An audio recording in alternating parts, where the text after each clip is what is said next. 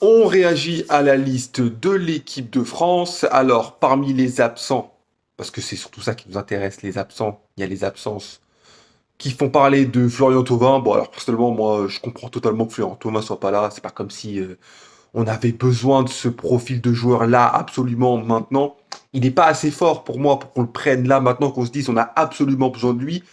Et il est pas assez jeune pour qu'on se dise de miser sur lui, sur l'avenir. C'est logique qu'on prenne un autre type de profil qui fait une belle saison à Lens, je dis pas le contraire, mais qui soit pas là, ce soit pas choquant. Moi, ce qui me choque, c'est plus l'absence de Tolisso. Déjà pour commencer, je comprends pas. Parce que c'est pas comme si l'équipe de France avait plein de milieux ultra rassurants qui étaient tout le temps titulaires et qui jouaient super bien.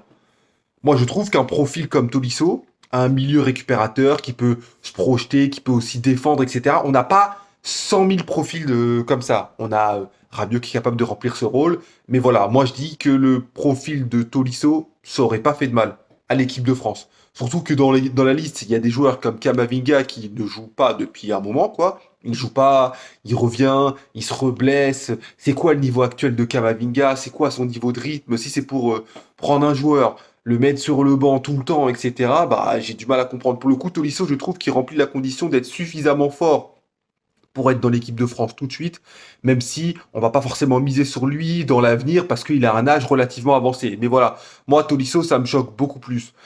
Après, sur le reste de la liste, bon, les offensifs, c'est un peu les mêmes. Il essaie de construire son groupe de ouais, on vit bien ensemble, etc. Bon, voilà, les choix sont pas incohérents. Encore une fois, les choix sont pas incohérents, mais c'est juste que je sais pas, ça manque de quelque chose. Il y a des joueurs qui sont dans la liste parce que ils aiment bien Deschamps, tout ça, etc.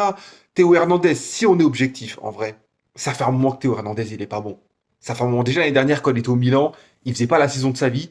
Là, cette année, il joue à Al Nasser. Enfin, c'est pas le fait de jouer à Al Nasser qui, pour moi, est rédhibitoire, mais c'est l'association du fait que quand il joue en équipe de France ces derniers temps, il est pas bon, plus le fait qu'il joue dans un championnat qui est pas compétitif qui fait que voilà, on aurait pu remettre sa place en question. Pavard n'a pas été pris, on aurait pu le prendre, etc. Il connaît l'équipe de France, donc bon voilà. Après, il n'y a pas de grand scandale, mais je sais pas comment expliquer, mais cette liste de l'équipe de France, elle me hype pas en fait. Elle me hype pas. Le but de l'équipe de France, c'est pas de hyper à chaque sélection, mais voilà, il y a eu des nouveautés avec Mateta qui ont été pris. Est-ce que un joueur comme Mateta ressemble pas dans le profil à un joueur comme Ekitike qu'on a pris aussi?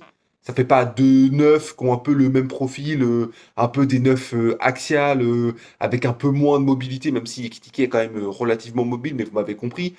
Donc voilà, on a pris des joueurs qui ont un peu le même profil, alors qu'on a des joueurs de profils différents qu'on n'a pas pris. Donc voilà, dites-moi, est-ce que vous, il y a des absents qui vous ont marqué que j'ai pas en tête? Et on en discute dans les commentaires si vous voulez. Le corner de Joe, ciao.